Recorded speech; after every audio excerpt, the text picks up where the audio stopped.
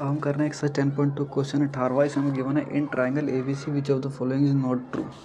4 option दे रखे AB plus BC plus CA equal to 0, AB plus BC minus AC equal to 0। जो third option है ना, ये बुक में गलत प्रिंट है। जो यहाँ पे AC लिखा है मतलब B और C एक जैसे दे रखे हैं, मेरी बुक में तो ये दे रखा है। इसको क्या करना है, हमें AC जो दे रखा है उसको CA कर लेना है। बुक में हमें ये B और C सेम दे रखे हैं, AC है उसको CA कर लेना है क्योंकि बुक में गलत प्रिंट है। ठीक है, तीसरा हो गया। और डी ऑप्शन दे रखा है AB minus CB plus CA equal to 0। ठीक है, और ये ट्राइंगल दे रखा है। तो सबसे पहले हम ट्राइंगल लॉ लिख लेते हैं। क्या होता है ट्राइंगल लॉ, AB प्लस का BC इक्वल टू होता है CA।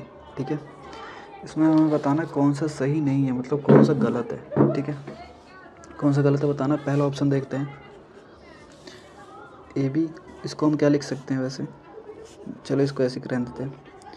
AB प्लस का BC माइनस का इधर आएगा तो ये हो जाएगा CA इक्वल टू 0 लिख सकते हैं।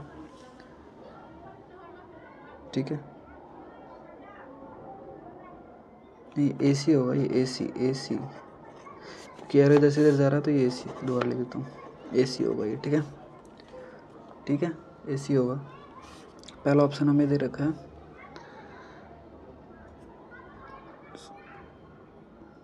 प्लस का CA, ये ऑप्शन हमें दे रखा है ना, पहला ऑप्शन यही है। अब देखो मैं इसको क्या लिख सकता हूँ, AB प्लस का BC इधर आएगा तो माइनस का AC लिख सकता हूँ ना इसे। अब अगर हम देखिए इसे ऐसे भी लिख सकते हैं AB प्लस BC, अगर हम C को आगे लाएंगे और A को पीछे ले जाएंगे तो हमारा जो साइन है वो चेंज हो जाएगा, तो CA इक्वल टू 0। तो पहला तो हमें यही दे रखा है तो हमारा पहला तो सही है। दूसरा हमें बताना क्या है, गलत बताना है। ठीक है, B हमारा AB प्लस का BC माइनस का AC इक्वल टू 0 है ना।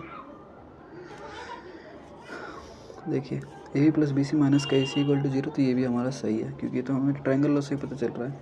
तीसरा AB प्लस का BC माइनस का CA इक्वल टू 0 है ना। ट्राइंगल लॉ हमारा क्या कहता है, AB प्लस का BC माइनस का AC इक्वल टू 0 कहता है ना। इसको ऐसे बनाएंगे तो हमारा साइन जो है चेंज हो जाएगा, AB प्लस BC।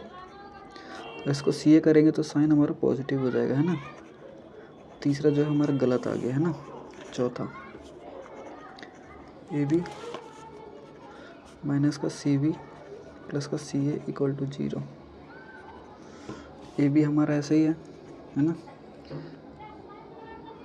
BC को CB लिखेंगे तो माइनस आएगा, ये भी सही है।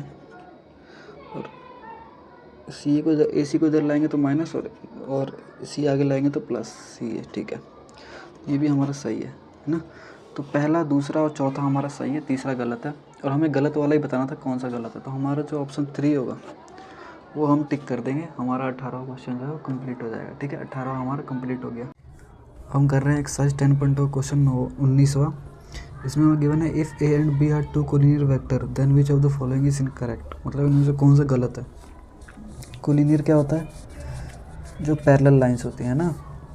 तो B equal to lambda, B vector equal to lambda A vector for some scalar lambda. अगर ये B है, ये A है, अगर हम इससे किसी लैम्डा से मल्टीप्लाई भी कर देते हैं लेकिन दोनों तो पैरेलल ही हैं तो ये कोलिनियर है, तो पहला हमारा सही है ना। A vector equal two plus minus का B वेक्टर। ठीक है, डायरेक्शन का हम कोई इफेक्ट नहीं होता, ये इधर भी जा सकता है इधर भी जा सकता है, लेकिन दोनों पैरेलल है तो दूसरा भी सही है ना। The respective component of A and B are not proportional, दोनों बराबर हैं कोई ज़रूरी नहीं है ना, तीसरा भी सही है। Both the vector A and B have same direction but different magnitude. इसमें कह रहा है कि इनकी डायरेक्शन सेम है लेकिन मैग्नीट्यूड हमेशा अलग होंगे। मैग्नीट्यूड अलग हमेशा अलग होंगे ये ज़रूरी नहीं है ना, सेम भी हो सकते हैं।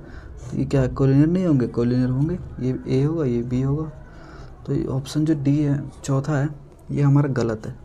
तो मतलब गलत है तो ये हमारा ऑप्शन सही है क्योंकि हमें इनकरेक्ट बताना था कि कौन सा गलत है, तो हमारा चौथा गलत है।